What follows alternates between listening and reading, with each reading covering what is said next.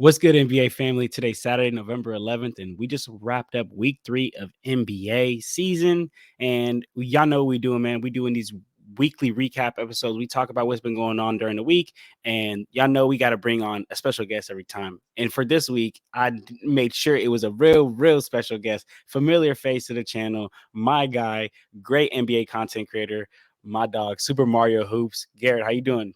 Hey, I'm doing pretty good. I guess I'm repping Team Canada today. All my, SGA fans, my Jamal Murray fans, even the RJ Barrett fans, and of course, Toronto Raptor fans. Yeah, because I mean, all of them are better than anything the Bulls have to produce right now. So, hey, why not? Man, it is rough right now for the Bulls, but it is all good, man. We're gonna go ahead and get into that and much more all around the league. Before we do get into everything, for the family out there, if you guys want to check out all of Garrett's work, everything will be linked in the description down below, and I'll put it right there in his little under his little square thing. So go check him out, go show him some love. But let's go ahead and get into it, man. We have a jam-packed episode we're gonna get into today, and the first thing that we're gonna start off with is news around the league, like how we always do. And what I want to bring to you early on this fine Saturday is just yesterday, Devin Booker missed his fourth straight game. The Suns, they lost to the Lakers 122-119, and Devin Booker missed with fourth straight game due to his calf injury. And according to Shams, his timeline to return isn't until some point next week. I don't even know what that means, but I just want to get your thoughts on that. The Suns, Devin Booker's injury, only playing 2 games so far, all of that. Yeah, I mean, you never want to see a guy, especially missing time this early in the year. Even on top of that with the Suns, I mean, I know Beal came back, but like, I mean, he missed like the first 6 or so games of the year, and everyone had hyped it up. It's like you haven't even really got to see this Suns team yet in full effect. So I'm sure if I'm sure Suns fans are probably a little bit upset with that. I was actually kind of going back and forth a little bit with some of them on Twitter the other day. But like, it's just you want to see your guys out there healthy. And at least for Devin Booker, it's like this team's only going to go as far as him and Kevin Durant take it. No disrespect to Bradley Beal, but I just don't know if he's quite that player that can like elevate you to a championship level. He can be like the third guy on a team though, for sure. And I think you kind of saw parts of that yesterday when Kevin Durant can take over a game. We've seen him do it time after time. Devin Booker can do the same thing, but with Bradley Beal down a stretch of games, and you're kind of going against a tandem of, like LeBron and AD with the Lakers. I don't know if he compares. You know what I mean? And it puts so much pressure on Kevin Durant because like everything has to run through you when Devin Booker's not there. And I know we still hold it against KD because he went to the Warriors and it was everyone hates that move, but like he did also leave the Warriors, and he wanted to kind of build his own legacy over the last couple of years. And he's just had injuries and he's had like teammates that are either toxic or super injured. So I think like at this point, I just kind of feel bad for Kevin Durant. You know what I mean? It's like he's trying to build something all like whether it's a Phoenix or Brooklyn, and this guy just wants to win. And when he's on the court, their team is always going to be a threat. And they're always going to be a really good team because of him, no matter who is out there. But you're going to need some of those other players to be a championship level team. And because Devin Booker has missed time, if this is the lineup they had to put out in like April or May with no Devin Booker, they're not winning a championship. The only way they can win it is if they have Kevin Durant, Devin Booker, and then even that wasn't enough to beat Denver last year. Granted, it was still early in the making of that. But a guy like Bradley Beal is supposed to be that third guy, and a guy like Yusuf Nurkic is supposed to be like that kind of point center in a way, like work out of the high post. And then guys like Eric Gordon off the bench and Josh Okogie for energy, like Grayson Allen to be a shooter. Like you just really haven't seen it like all put together yet, and it's a little bit disappointing. So hopefully, Devin Booker can come back pretty soon. I know they said like it was like a 7 to 10 day timetable or something. I think that was what like 3 or 4 days ago. So hopefully, I don't know if Devin Booker will be back like the next game, like the day we're recording this, but maybe like the game after, 2 games after or something, he'll be back. And it's a long season, but I just hate it because it's like you also think about the CBA. Now there's a 65 game rule. Well, the Suns have played what 9 games already, and Devin Booker's missed 7 of those 9. So Now Devin Booker can only miss 10 more games the rest of the season for him to even qualify for All NBA, which is kind of crazy to even think of. It's like he's basically already halfway at that benchmark, and we're not even halfway through. We're not even a month through the year, That's right? crazy, actually. I didn't even think about that. That's actually crazy because if Devin Booker doesn't get All NBA, it's like, well, what's going on? But if you look back at the facts, he just Yeah. didn't play enough games. Well, and even and just to add one more thing too, and then of course I'll let you go. Like, and just like he didn't make it last year because of injuries, right? Like that was the main thing against him. It's like if you're going like back to back years, you're not getting that recognition because of the injuries.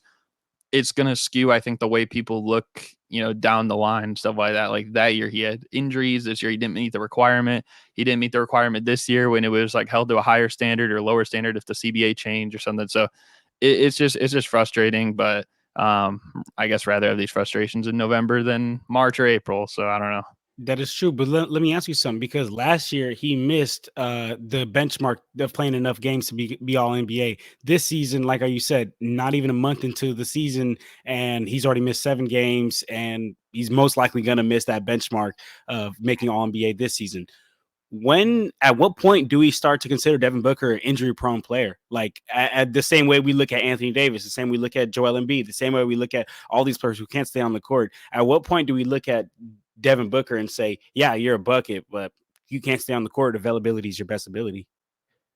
Yeah, I mean, well, to be fair, I mean, there was technically no benchmark last year. It was more so like the feel of it, you know what I mean? Like, yeah, he's missed like too many games, like it wasn't more so like he played a set amount of games that was required, but and now that's the thing though this year, and that's why like this is why people coming into the year there were I bet there were more people betting Mikal Bridges was going to be all NBA this year than any other year, and a lot of people were probably more um confident in that pick because this guy never misses a game, and even he's not really had the greatest year so far by his standards, what we expected.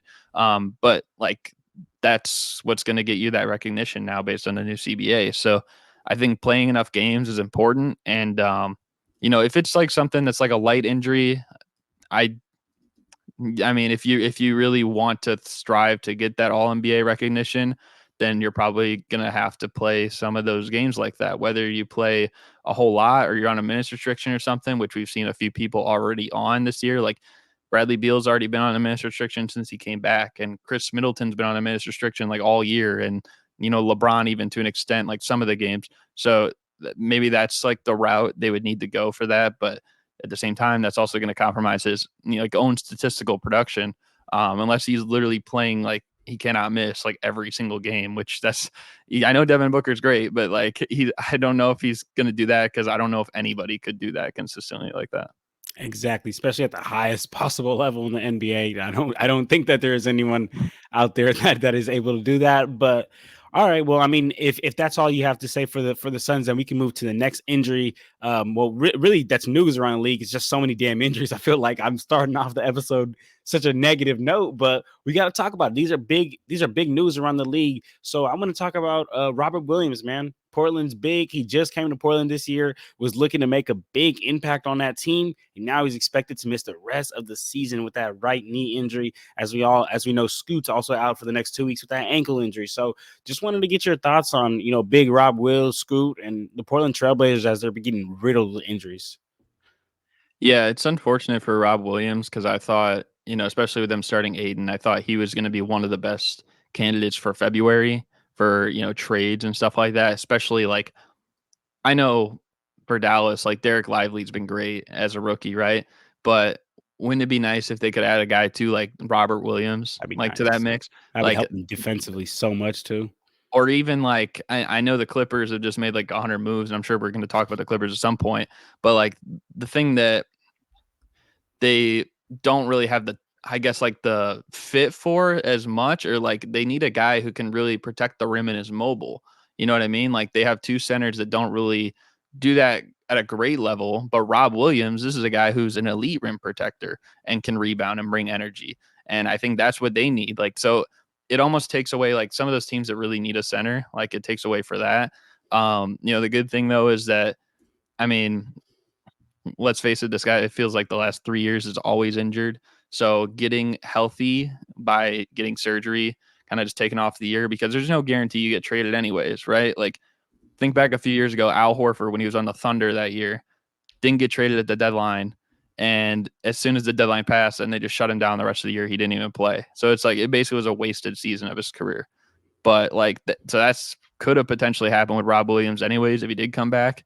But yeah, I think if comes back healthy next year, he's still the same Rob Williams. I mean, this is a guy who whether you might think so now or not, at one point he was a top 10 center in the league, probably like seventh or eighth best center in the league or something like Absolutely. that. So if he can get back to that, he's still a young player. Like I think that's huge for them. And then as for like the rest of the Blazers, they haven't really played all too bad. I know like they've been on a dry spell now, like the last 3 or so games, but I think that's going to come with like a younger team. Obviously, Simons has been out, and that's been like the most like critical part of it too, because he's probably their leading scorer if everyone's healthy. But Shaden Sharps looked nice. I think Malcolm Brogdon has really like made it known like he's making his audition for February right Man, now. exactly. Because he's basically like you know, I think he's probably the best trade asset you could maybe get. Like as we're looking toward February, it's like who's the guy I might need on my team as a contending team to add to bring value to my team. And obviously positions like needs for positions depend on the team, but I think he's probably the best asset we've seen so far for looking ahead already. Um, so I think he's played great. Again, like I said, Shaden Sharp's nice. DeAndre Ayton has been a little underwhelming. I know he's up there as one of the best rebounders in the league, but I think we expected more out of him when he went there. Um, and other than that, I mean, like Scoot, he's struggled a little bit. He's still young though, so I guess I give him a little bit more benefit of the doubt. But yeah, other than that, I mean, this Portland team doesn't really have any expectations, so I think that's the good part. Like they can kind of like relax a little bit and just play free, and you're seeing that in some of the games they do win.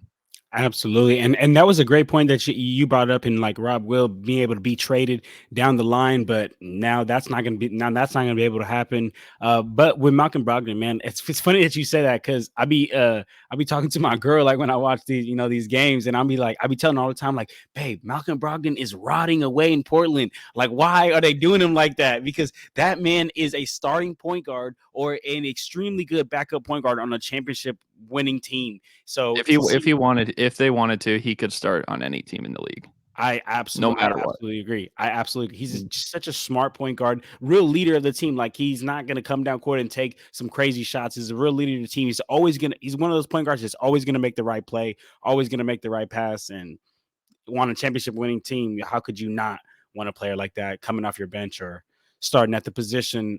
So I'm right there. I'm right there with you. Everything that you said. And then before we get off the Blazers, I just want to give some shout out to my boy Tamani Kamara because I ain't gonna lie, he's nice. He's nice. I like Tamani, and I seen him in Vegas in summer league. So I shout out saw him. It's funny you brought him up because the day that like we were both there in to Vegas. Hmm. I was watching that Suns. I forget who they were playing. I think the Grizzlies or something. Or no, I think it was the Knicks or something. But I was telling Suns Geek about him because he was on the Suns for Hmm. summer league, and Yeah, I'm like, this guy is nice. If he can develop a jump shot, like I think he could be like a really nice player. And so far, he shot it well. Obviously they had to trade him to get the Nurkic for Aiden thing, but yeah, I think he could be a pretty valuable asset moving forward. absolutely, man. That maybe it'll be like one of them. I'm not comparing him to Kobe, but like you just get thrown in the trade at the Mm. draft day, and then who knows what you can turn into. But all right, so let's go ahead and keep it pushing. Let's get to our first segment of the show here, and that is the who's at the table. I have some statements here, and at the table, usually I've grown up with four people sitting at the table, and what I'm going to say is, so for example, let's say I'd be like, who's at the table for the best scores? You'd give me the top four best scores. You can give me in order or not in order, totally up to you. But does that make sense to you, brother?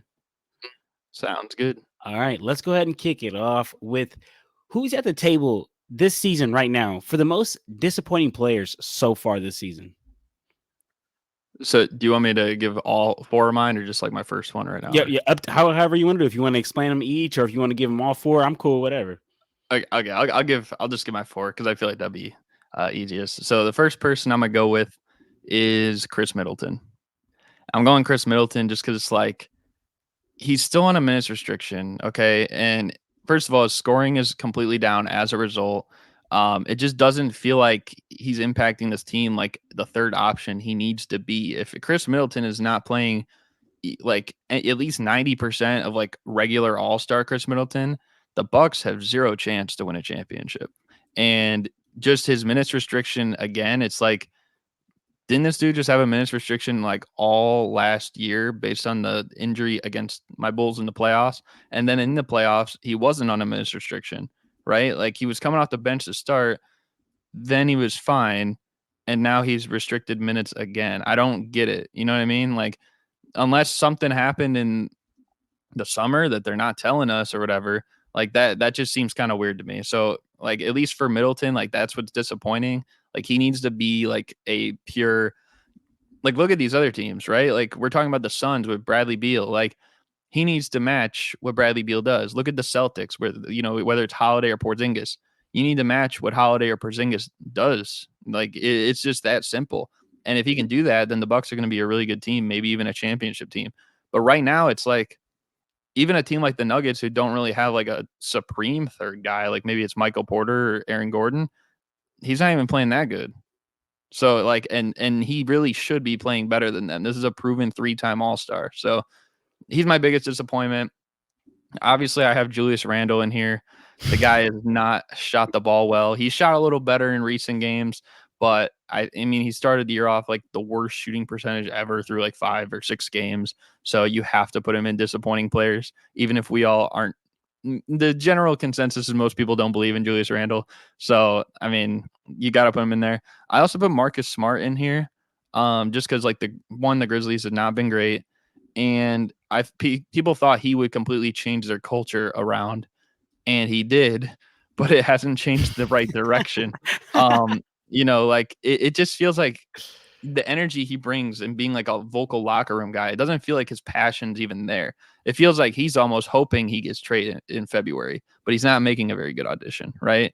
Like these other guys, like Brogdon or something. Um, but like he's turning the ball over way too much if he's playing the point guard spot, and I just don't know. Like I like there's too many games where he's scoring 8 points, 7 points. Like I get it, he's not really known as a scorer, but like especially when okay, John Morant's out, Derrick Rose is out, Steven Adams is out, Brandon Clark is out. Okay, well, where are you gonna get scoring from? Like Bane is the primary one, then Jaren Jackson. Other than that, it's probably got to be Marcus Smart. So that means he's got to at least give you like 13, 14 a game, and he's not even giving you that.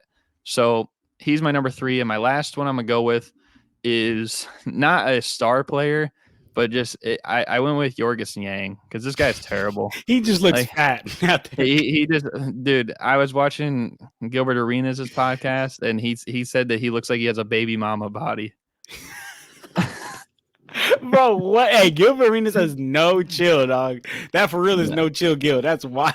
Yeah, that was crazy, but That's it's crazy. true though. It's like the guy. I question like I know if I like I'm talking and he probably would 1v1 and he'd cook me and stuff, but I question if the guy is really an athlete like that. You know Man, what I no, mean? that's like that. That's for real because you know what I think about? It's like, dude, if you get paid to do this all the time, you get paid to play a sport. It's not like you got to go work a job once you get off the NBA. Like, what? How are you getting fat and like not getting skinny if you're supposed to be running all the time? Like, are you just eating more than you're running, or what's the deal here? You know, like I understand That, everybody's body type is different, but that that's weird. that's the one thing I'll give LeBron credit on is because like dude, these guys have so much money that they could almost like invest in it, like for whether it's training or like Yeah. nutritional stuff, like to at least like you don't have to be like jacked, you don't have to be like the strongest guy in the world, but like at least look approachable. You know what I mean? Like Invest in the chef, invest in like someone that's gonna work you out. Just invest in your own body. Don't just like he that's what probably has a hard time convincing people he's an NBA player, like on the street. Like if a girl came up to him and it's like, "What do you do?" and he's like, "I'm in the NBA," she'd be like, "Probably," you know. Oh my god, that was so funny. Yes, no, and he probably has to like pull out a card or like pull out some game film. Like, no, look, that's me. That And she's like, "Wait, you were like 30 pounds lighter." Like, she's like, like dude, this was it's last Pacer week. days or something. Like, It's Jazz days. Oh man, nah, I'm right there with you, dog. Yeah, Georges Niang needs to get in the treadmill and also play like he did last year. Like I feel like the Cavs were kind of expecting him to be like this wing, right, or this like guy who can knock down this the corner shot, but I feel like he just hasn't even. He's looked even worse than what he's did looked last year, and in the playoffs, he would look really bad last year. Yeah. Man, yeah, I feel bad for Jordan Yang. But I am actually right there with you for literally all of them except Jordan Yang. I which is that's a great nod. I should have gone with that. But I'm with you for Chris Middleton. The minutes restriction for the second year in a row, like how you mentioned, that really concerns me. What also concerns me is he's supposed to be their closer, and he's just been struggling so much. He's supposed to be their, there's maybe. Okay, well, I wouldn't say that because Dame is now their second guy. But Well, remember, just to even say, like, remember the game the other day when Giannis had like 54? Like in mhm, that game, he should have been the closer because Dame didn't play, right? exactly. So So exactly in games like that, or like when Dame's not there, or even like what I was about to say was like when the Bucks made their first finals run. We all remember throughout that whole playoffs, Chris Middleton was the closer. Giannis was 1 through 3, and Chris Middleton was the guy who got shots in the fourth quarter, who created shots. But now, like he's just looked so far from that. In the game against the Raptors where the Bucks lost, Dame struggled. I believe he only had like 15 points. Chris Middleton didn't step up. That's literally his time to step up. Dame is struggling. Dame is having a hard time putting the ball in the hoop. You're supposed to come in as the third star, and he doesn't. I feel like Malik Beasley's been stepping up more than him. Also, like how you said, Julius Randle, he's just been letting me down tremendously. Another player I letting want the to world down. letting the world down. But see, it's really letting me down because like I advocate for him. Like I advocate for him. I'm like, look, I know he's a playoff dropper. But regular season, this man's like 26-10. He's an all-star. He's all NBA. Like I know he's a playoff dropper, but no, he's dropping the regular season now. But what I want to talk about, and what where I have a different player than you is I actually have, believe it or not, I actually have Bradley Beal and Anthony Davis. So I have Chris Middleton, Randall, then I have Bradley Beal and Anthony Davis. Now Anthony Davis he's been solid with as far as like scoring. If you just look at if you look at box stats, if you're not watching the Laker games, you could think that it's black and white. Oh, he scored double digits every game. He only had one game where he had 9 points. But Anthony Davis hasn't played like the player that he's supposed to play like. He still is playing extremely soft. He still is making just silly decisions out there. He still is extremely inconsistent. Like I think back to the Lakers like 3 games ago, believe it was against the Orlando Magic. He had like 28 points. I think he had a double double. And then the next game against the Miami Heat, man had 9 points, 4 rebounds. There's no reason why you should be having 9 points, 4 rebounds. Or let's talk about effort, right? I think we can all sit here and agree that talent wise, we're taking AD over Yusuf Nurkic like every single day of this universe. But explain to me why AD's out there getting outplayed by Yusuf Nurkic. And I think the only reason you can chalk that up to is AD getting out hustled. Like you're just getting out hustled. You don't care enough. You don't got enough want in you. And that's extremely disappointing because as a Lakers fan, and not even just as a Lakers fan, like knowing that the Lakers will go as far as he goes and he's not fucking bringing it every night. That's a disappointing feeling, man. That's why he's one of the most disappointing players to me right now. Just to like a little thing about AD, because I will say I think he's been disappointing on the fact of like maybe like creating his own shot type of way. Because it's like you think of if he's supposed to be your best player at this point, like then obviously, yeah. And I know his stats kind of like look really down. I think part of that is just from like I think the one game where he left early and stuff like that though. But I mean, I think defensively it's still been really good. And I think ever since the playoffs too. But like at least for me, and I don't know like what exactly maybe the stats show on this, but like it feels like as a like offensive rebounder, he's played like a lot better. So like even if he's not like creating the shot or whatever on offense, like he's basically getting in there and like I don't know how many putback dunks like or like put second chance point dunks he has this year, but it feels like it's been a lot more like so far this year to start the year than previous Man, ones. no, for sure. Yeah, Anthony Davis is not like I said, he's not that offensive option where he's just like creating a shot for himself. And I mean, to me that could be kind of frustrating because then it's like now who are you asking to rely on? Who are you asking to create offense? LeBron James, the man who's going to be 39 years old, the man who's just for the third time this season had to play the entire fourth quarter. But we'll get into that. Let me get to my next who's at the table. Garrett, who is at the table for championship contenders? And this is both including West and East, so not four of each. So, based on like what I've seen so far this year, the first one I gotta go is the Denver Nuggets. I still think the Denver Nuggets will be the champions by the end of the year. They just look like an unstoppable team right now, still the best record in the NBA.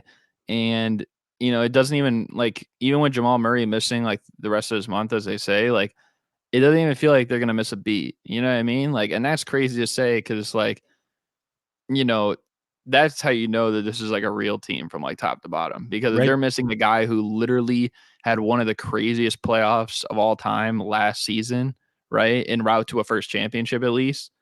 And they're going to be fine throughout that stretch because they also have a guy like Jokic and they have other complementary players like Gordon and Porter and KCP and their Reggie bench with the young Jackson just guys, put up Reggie 20. Jackson, Christian Brown, and Julian Strother, and like all these guys that can step up. I think that says a lot. So I'm gonna go with the Nuggets first. Second, I'm gonna go with the Boston Celtics, which is a little bit different from like what I had before the year at least so far. Because originally I had the Bucks, but I just think the Celtics have looked a little bit better. I think that their big four looks a little bit more. There's a little bit less question marks about it. Like they're gonna play most nights. They're gonna have more consistency. We're still trying to see this dynamic work between Dame and Giannis, and then at the same time, we already know the questions with Middleton. And while I still do have the Bucks on here for contenders, I have them third just because I think maybe on paper they look like the most appealing team. Right now it just hasn't completely fleshed out like that. And the fourth team I have on here, I don't like putting them on here. I'm not gonna lie. Like I didn't really want to, but I can't deny that they've looked pretty good. And that's the Warriors, man. Oh, I had to put the Warriors on here. Like I'm not gonna lie, like because I thought this Chris Paul and Steph Curry thing is not gonna work out like that.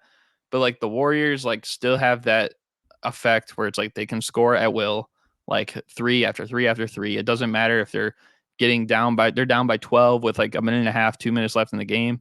They're not out of the game, right? And they've had games where like people have missed and like they still look like a team that's going to be a threat. Even like with Denver, it's like you could argue and Denver was missing Jamal Murray, of course, but it's like, there were times where it's like they had Denver kind of a little bit, like confused a bit, right?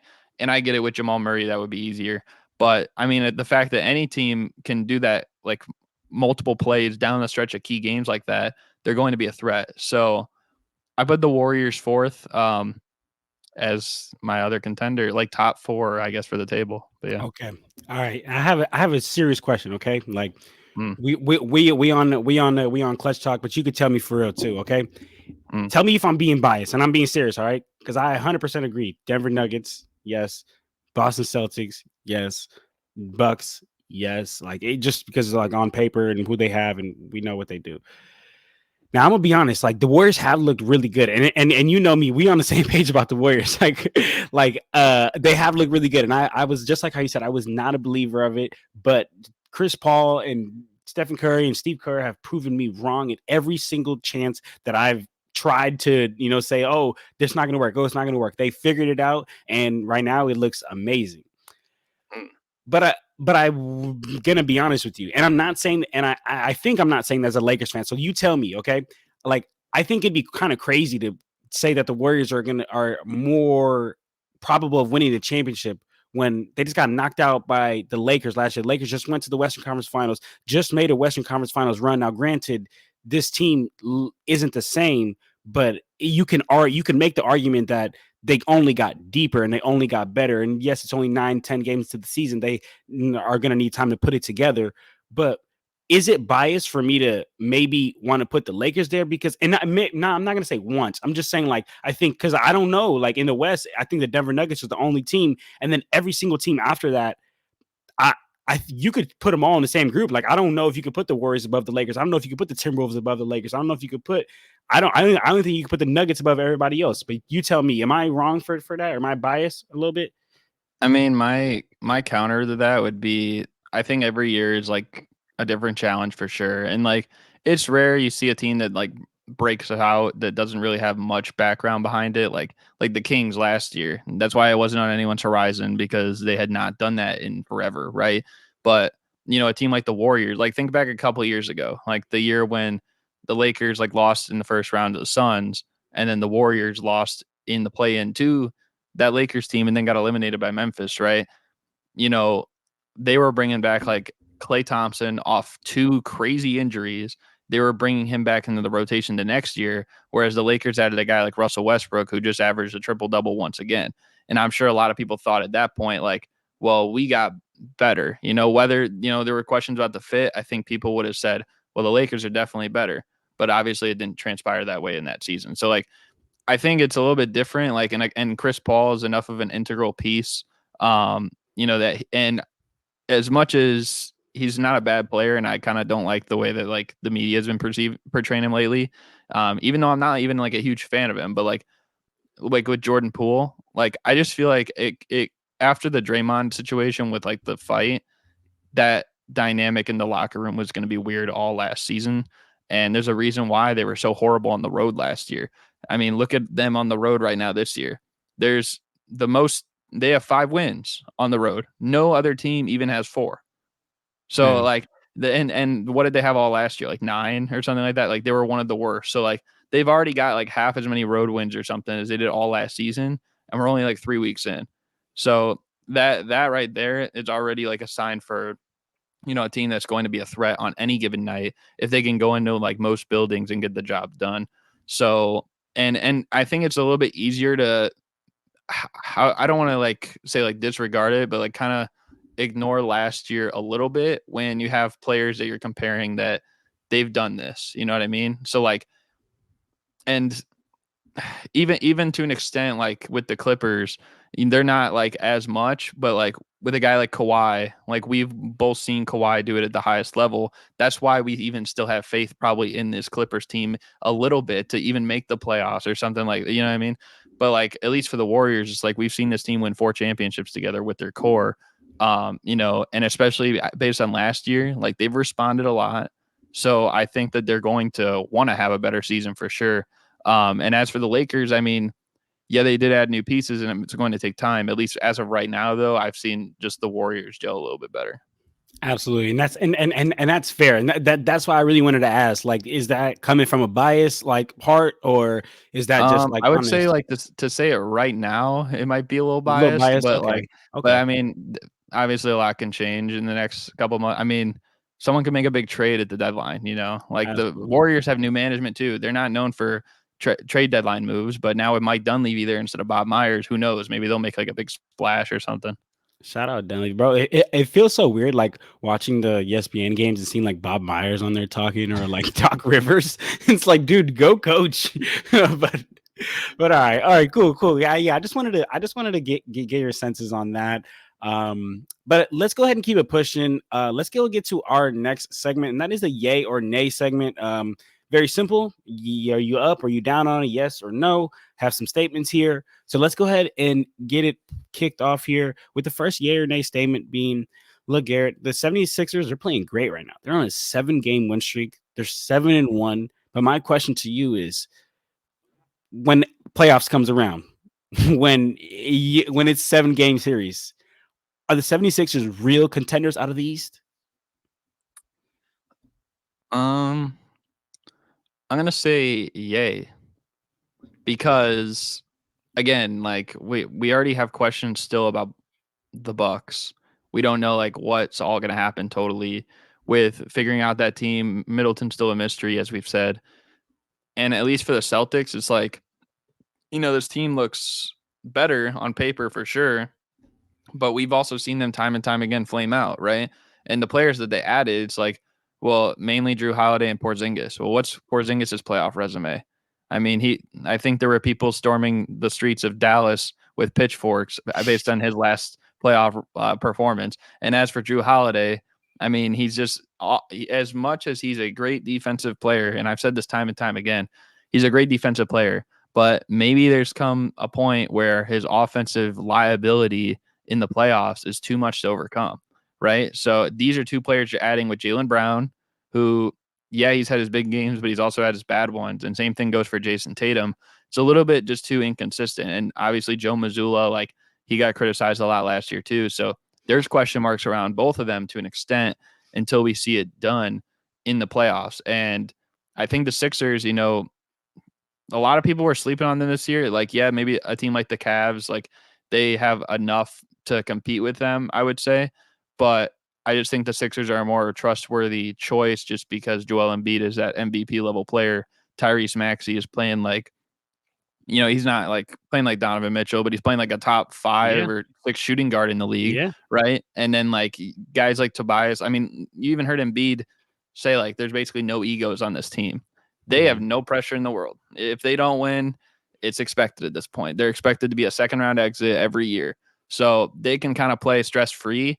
And I think an interesting matchup would be if they match up with the Bucks in the second round. Because if they did, and we already know the questions with the Bucks, like there's a chance that they could win that, and if they did win that, like I wouldn't be entirely too surprised because that probably just tells me that the Bucks weren't able to figure it out like this season. Man, look, I really like that answer. I'll be honest with you. But the only reason why I'm gonna have to go nay on this one is just because like when you tell me like when I say contenders out of the East, I mean like I can legitimately see you making the finals and like I just I just cannot. I don't think I'm ready yet to say that like once because Tyrese Maxey's balling out right now. Like how you said, he's playing like at a level of like maybe not a Donovan Mitchell, but like how you said, top 6 guard in the league.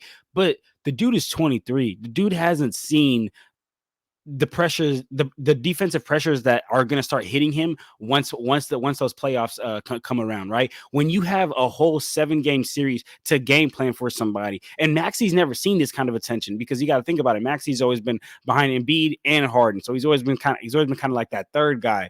But now, in a way, he's if Joel Embiid misses a game, Maxey's getting 1A attention. If Joel Embiid is there, Maxey's getting 1B attention. And I don't know if he's there. I don't know if he's there or for that ready yet, especially with like going up against a Bucks team. I know Dame doesn't have crazy playoff experience, but that Bucks team does. That Bucks team is literally champions. So like I think that like a lot of that, a lot of just the organization is going to be able to kind of play a little chess move with Tyrese Maxey and kind of put him in a situation where he's just never played playoff basketball. So that's the only reason why I'd go with Nay.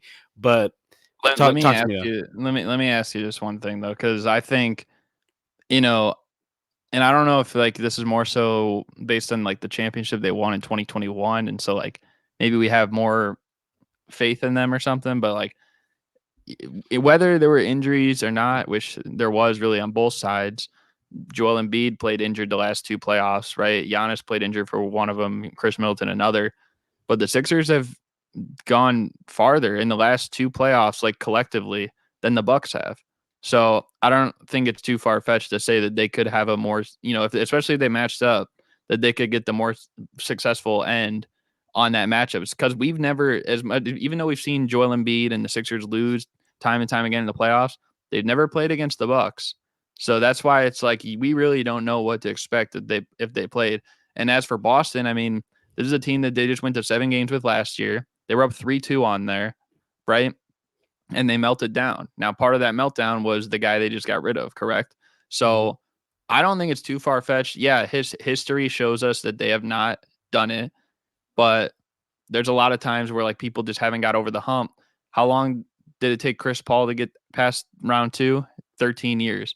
And then he got there, probably could have won a championship if he stayed healthy with that Rockets team. And he even later got on to the finals after that. So I don't think it's ever too late to like close the door on that. And, Embiid's in his prime. Tyrese Maxey is entering his prime really earlier than people thought. I think Tobias Harris is still the like in the best version of him or so, like in that window that you're gonna get. And like even other guys too, like they just have more like the better mentality of players around that lineup. And even though maybe the players don't have a championship, Nick Nurse does have one, and he's running that crew. So No, that's no that's definitely real. And I'll say this, it's definitely like believable that the 76ers could beat the Bucks, but I'm just like just on this yay or nay, I would just have to just go with nay because I just think that like Dame would be pressing up in this little 23-year-old Tyrese Maxey, and it would go south quick. But what I do want to know from you is yay or nay, are you concerned with the amount of minutes LeBron James has been having to play for the Lakers, especially in the fourth quarter? this is an easy yay. Um, I mean, look, we're 9 games in. They're still under 500, and outside of the very first game of the year, like he's basically played like 32 minutes or more every game, and he's played like the fourth quarter. I think you said earlier like 3 times Yeah, full, right? So like that's not great for someone who's already at his age, man. especially the last couple years, historically over his career, the first like 16 so years, one of the most durable athletes of all time. Last four or so has not been the case. And as he gets older, it's only going to be harder to eat, no matter how much money or whatever you put into like training and your dieting and stuff like that.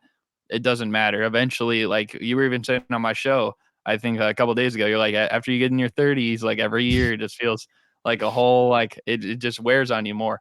So I think like that's part of it. And also, like, not only just that, but like, especially with AD, like we already know as I said, he's injured like every year. And it's always like a mystery, like if he's out for a month or if he's like day to day or if he's like playing through an injury and like we don't know it and stuff. And then like that's gonna have a toll on the team too. And on top of that, let's say they get through the season and let's say they end like the 5th seed or something as a result of that. Well, now you're asking probably LeBron to play 40 or plus minutes every single game. You're also asking AD to probably play 40 plus minutes every single game. And we already know that he's not healthy most of the time. So it's just setting up for a recipe for disaster in the long run, making the playoffs for sure, putting up great performances in the regular season for sure. But with winning a championship, which I think, at this point, LeBron, like, I think he's got the scoring title, for most total points. He's, he's a Hall of Famer lock, right? So I think at this point, he just like wants to win the championship, but it's like that's not going to be the recipe to do it. Look, man, I agree. Like, it's as far as like it's extremely concerning. I don't agree with this as not the recipe to do it. I think the recipe could work, but Well, I yeah, think it's not okay. It's not the ideal recipe. Like agreed. Definitely you not don't want your star player playing this all many that many minutes. Yeah. minutes because we were even saying earlier about like the Suns and stuff, like Booker and like Beal and stuff, putting them on like a minutes restriction for some of those games and stuff, rather than like having them totally miss. And you're not seeing any of that so far, like for the Lakers side. Yeah, no, and what I kind of wanted to get at is like the reason why I wanted to ask this because like we know that's some huge news going on around the league, but I really wanted to say because like how you said, I think it's a more of a recipe for disaster like down the road because let's say that the Lakers, they're getting off to this slow start. Not let's say they are getting off to this slow start, and then let's say they need to play catch up because like AD misses some time and then LeBron has to play damn near all 48 minutes while AD's missing time. And then when AD comes back, then now LeBron goes down. So then it's just this constant like playing catch up. And with a 38-year-old LeBron, it's scary. So then my follow up question to you is, yay or nay? Do the Lakers need a third star? Mm, I'm gonna say nay. Like I don't think they need a third star really. If they did need one, they let's face it, they would have got one by now. Just because that's how big the Lakers are. But like I don't think they need it. I think they just need consistency out of their whole team. And like whether like I said, like Austin Reeves, like hasn't totally looked like the same player. I know the other night he looked good, but he hasn't totally looked like he had the same confidence for most of these games so far. And part of that is whether it's him or whether it's Darvin Ham or something like that. And like even other guys on the bench, like what production have you got really out of like Gabe Vincent or like Jackson Hayes or Cam Reddish occasionally, but like not all the time, or not even really most of the time. So I think like that's kind of the biggest thing. It's just, this offseason they went through and signed a lot of guys, and because there's a lot of change and we know what those players are capable of, I know a lot of people were more optimistic, but I think we really got to think like, is this the best move for the team? Because there were some signings that I actually liked. I thought the Torian Prince signing was good, and even though he's been up and down, like when he's been up, he's been like really up for the Lakers so far this year. But also signings like Gabe Vincent, I wasn't really too high on, or like Jackson Hayes. So I just think like, they got a lot of players, that have movable contracts that by the time February comes, if like things aren't working out and it's still, up in the air or whatever, that they could make a trade. Like they even kind of jumped the gun a little bit before the deadline last year when they traded for Rui Hachimura. Like, remember the deadline was like February 7th or something. And I think because my birthday is January 24th, I think they traded him like the day before that or something. Yeah. So, yeah. Yeah, no, yeah, I agree with you. I think that they don't yet need a third star because I think that it's so early in the season and you need time to gel and need time to put it together. But I do agree that like you need to somehow figure out a way, whether it is adding a third star or whether it's getting more bench contribution, adding a way to figuring out a way where LeBron does not have to play entire fourth quarters for anymore for for the rest of the season. Now that doing that is a lot harder than much harder than said. But I think that's the Lakers roadmap right now. But you talked about not doing a good move for the team. So let's talk about another LA team, Clippers, who've been really struggling right now, currently on a 4-game losing streak. And with since James Harden joined the team, 2-game losing streak. Yay or nay? Are you concerned? Or how do you feel about that?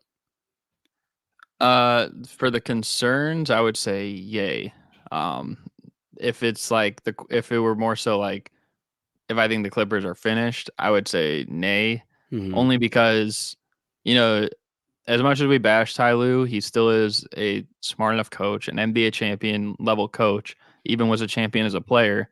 You know, you could say, yeah, he was surrounded by the greatest talent, but like still, like, and not even just that, but like think about what he did a couple years ago in the playoffs, coming back 0-2 twice, and then no one else had ever done that before. So like, I just think like with that in place, and like we have 4 players who, as much as we can say like they're low IQ, this and that, like they're still all, I would probably say they're all like top 100 players ever. I think the lowest on like an all-time stats would maybe be like Paul George or something, but like I would say he's still a top 100 player ever. And so like you got 4 guys like that, maybe not all in their prime. Like Westbrook isn't in his prime anymore. Harden is not in his prime anymore. But I think Kawhi and Paul George, like they still can play like that. So I think just realizing like where it is to go. Let's not forget too, because when they first added Westbrook last season, a lot of people, even myself, were kind of like skeptical, like, oh, I don't know, this is gonna work. And what happened? They lost like 6 games in a row right when they got him. You know what I mean? So like, and then they started picking it up a little bit near the end of the year. By the time the playoffs came around, Paul George wasn't healthy, and it was just Kawhi and Westbrook. But I think a lot of people were thinking like, hey, like this team, like the way it's constructed, like it could make noise, you know. And I think just with the fact that like Kawhi never missed the playoffs anytime he's played in a season. Same thing goes for James Harden. Like they've literally never missed the playoffs. Like I don't see a world where this team doesn't make the playoffs, even though right now they're like the 11 seed, and that gives them enough a chance anyways. Because we've seen Ty Lue teams go in on the road, and whether it's take game 1 or like take back to back games or stuff like that, like that doesn't matter as much as having the actual talent there and having a consistent system going. And I think that you're gonna see changes made eventually. Obviously it's looking grim. Like, like I don't know if you remember that old Cartoon Network show, like The Grim Adventures of Billy and Mandy. It's kind of like that right now. But I think eventually, like, they're gonna figure it out probably in the next like week or 2 or something, like what they need to do before this thing gets like totally out of hand. Yeah, man. Honestly, as far as them being cooked, like I don't think so because I don't think no teams in the league are cooked. It's just so early in the point. Like I was actually Well, the just Bulls. I was actually just talking to Trent about this yesterday. Like, unless like your team just like sucks and like you don't even have a chance of competing, which is like maybe that's how you feel about the Bulls or like the Memphis Grizzlies. Like they're cooked because like bro, you just lost. You're not gonna be able to reverse time and bring John Morant back. You're not gonna be able to bring Brandon Clark back. You're not gonna be able to bring Steven Adams back. Like they're cooked. But I think teams like the Clippers, teams like the Lakers, teams just like teams that their issue is like rotation or the issue is like we just got to figure it out. Like I don't think those teams are cooked just because it's so early into the season, right? But as far as concerned, like I am a bit like concerned for the offense because the offense has looked it's damn near looked more stagnant like with James Harden on than it was like everyone was saying like wow like with that first game where PJ Tucker played and James Harden didn't play, everybody was like, wow, the Clippers offense looks so stagnant. James Harden's going to take care of all that. And then he came in and those first two games, it's looked even worse because I think it's there's this, they're trying to figure out like, okay, well, oh, my turn, your turn. Oh, you need space or so I just think it's looked even worse. As far as that, I am concerned, but I don't think they're cooked. And like how you said, if anyone can figure it out, a Hall of Fame coach like Ty Lue and Hall of Fame players like Kawhi and PG. I mean, honestly, Harden and James too can. They can figure it out. They can Harden and figure it Russ. out. Harden and Russ. I say Harden and James. Harden and James. They can figure it out. Both him and him again. Exactly. But all right, brother. So we're about to wrap. We're gonna wrap up the show here soon. So let's go ahead and get to our winners and losers of the week here. And our winners and losers is very simple. You let me know who player, team, coach, organization that is a winner or a loser. Since you're the guest, I want you to go ahead and go first, my brother. So should I just do like winners first, then your Yeah, winners, and then yeah, we could do okay. like that. So I really have two winners. One of them is like fits that criteria. There's another one that's something else. So my first winner is the Houston Rockets, who have literally looked like a completely different team right now.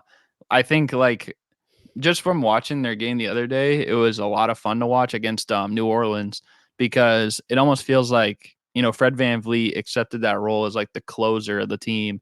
And like Dylan Brooks, we know what he brings like on both ends of the floor. Well, mostly on the defense, but we know what he brings on both ends of the floor so far this year because he's shooting pretty well so far, like overall efficiency wise. And I think he just adds an identity to that team. And, it just feels like the culture is better. I'm sure, KPJ obviously is a great basketball player, but like after everything that transpired with him, just didn't seem like it was going to work out on this team. And I don't know how things would be, but I think like especially with them, Jabari Smith Jr.'s look pretty solid as well. But I'm most impressed with their best player, who, if they keep playing like this, he might be an all-star this year. And I'm talking about Alperen Sengun, man. Like I'm not kidding. He might go down as the best player in that 2021 draft class. He's Like balling. just and that's a class with Cade Cunningham, Evan Mobley, who I'm high on Cade, you're high on Mobley, and Scotty Barnes, Josh Giddey. Like there's a lot of talent in there. But right now, he might be like the most like he almost looks like a Jokic 2.0, like in the making. And while he's not quite there yet, like his game is just so smooth and he's so effective. And I think down the line, especially, like it's gonna create more winning opportunities. But that's my main winner of the week. And then my other one I was just going to say is I think the other winner of the week is probably just anyone that was watching that Mavs Clippers game the other day that's not a Clipper fan. Mainly because they had like a manufacturing error with the court. So like I don't know if you saw, so like a lot of the NBA fans, they had like negative feelings about their in-season tournament court anyways, and because they had to put their regular court, they're like, thank God, it's so much easier on the eyes, you know what I mean? So I think anyone that was watching that, unless you were a Clippers fan because they literally got blown out, I think that those people are also winners because, your eyes got to stay pure. Keep your eyes pure, man. 2020 vision is important. But I like that. I like those your two winners. My winner of the week, and you said it best. Like I could have gone with the Rockets. They're on a 5-game winning streak. Could have gone with the 76ers, 7-game winning streak. Could have even gone with the Timberwolves. Shout out my boy Jelson. They're on a 5-game winning streak. But I'm actually going with the team that's on the smallest winning streak of all of them, and that is the Indiana Pacers. They're on a 3-game winning streak. But man, I fucking love to watch the Pacers, dog. Like they play so fast.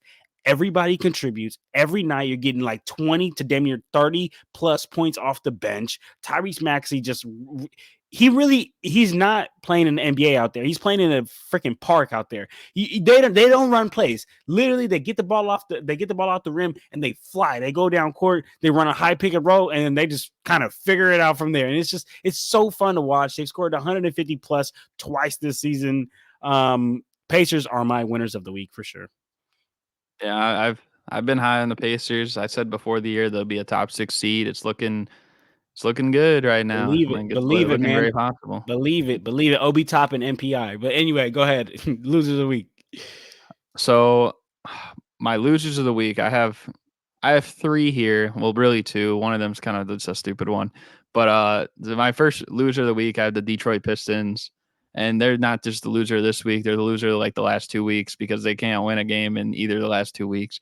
Um, like they'll literally start off so good each game. Like they start off well against the Suns, they start off well against the Warriors, they start off well against the Bucks, and they blow every game. Like I forget who they were playing. Played the Shoot, Sixers just yesterday. yeah, Sixers, that's who it was, and they were winning that game too, and they Yep. blew that one as well, and it's like, you'll see that from a young team, but it's like, it's gotta be so frustrating as a Pistons fan because it's like, your team It's better can than that. string together points like that. Yeah, like, they can string together points like that on stretches, especially early in the game, but they just can't close it out, you know what I mean? And, like, I don't know if it's, like, still maybe time to switch it up with the experimenting for Monty Williams. I know this is only his first like couple weeks coaching the team officially, so his it's not like his job's like on the line or anything like that. Like, but I think like that's it's just frustrating. I think the other loser I have is just Rob Williams' knees. Damn. Like, Damn.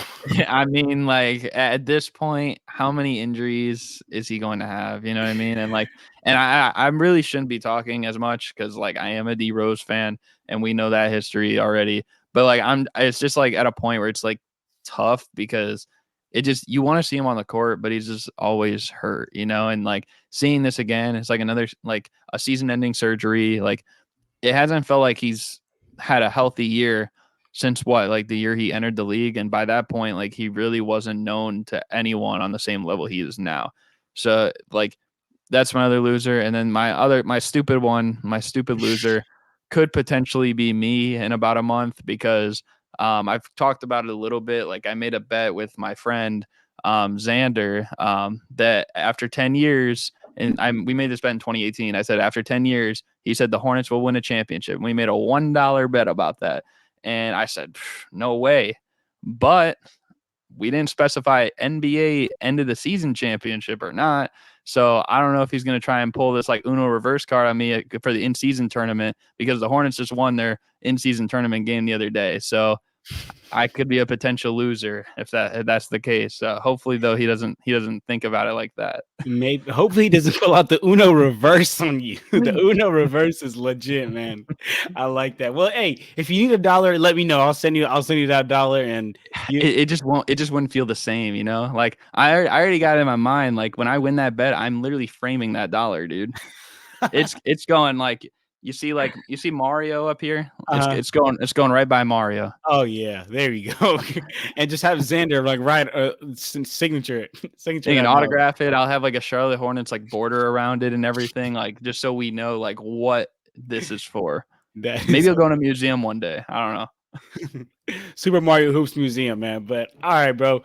Here's my loser of the week. My loser of the week is your loser of the week for the first one is the Pistons.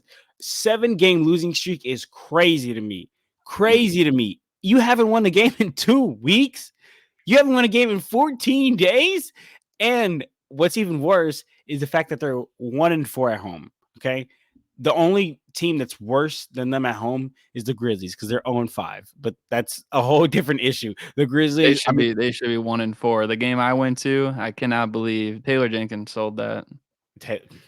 But D Rose was cooking, man. D Rose was cooking that game. I ain't gonna lie. D Rose was cooking. Yeah. I was happy that D Rose was cooking the game that you were at. I was happy that D Rose, but like I was saying though, like I just think that 1-4 is crazy, especially when you have a talented team. Like you have the players and the pieces there to get it done. But if you're not getting it done, that's on you and you selling. So Pistons are the losers of the week.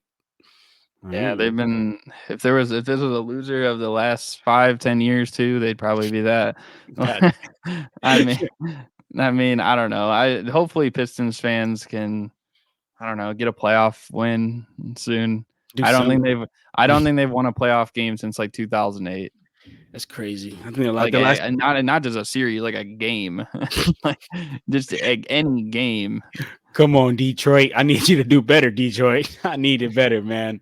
Uh, But all right, family. I think that's a good point for us to go ahead and wrap it up. If I hope everybody enjoyed the episode out there. We got into a lot of we had into a lot to get into. But my boy Garrett, I do want to give you the floor and say, do you have any last words to say before we get out of here? Nah, man, appreciate you having me on. Always good to, collab. And we just did the one on my channel a couple days, or probably a couple days ago by the time this is out. So yeah, I mean, always a good time. And I don't know. Apparently, Brian Windhorst is saying that people are monitoring the Bulls blow up soon. So that's what I'll be hanging my head on. So. Man, I'm well, yeah, actually I shouldn't even be, because I should be happy, because it's just like it's just a terrible thing to watch, man. it's bad, and I feel for you because Zach and Demar and Vooch, they should be enough to be better than that, man. But I that's a like whole how nother. I opened and closed this show with just bashing the Bulls. Like, even though we didn't really talk about it, I'm like, by the way, the Bulls suck. I'm Well, Team Canada today, man.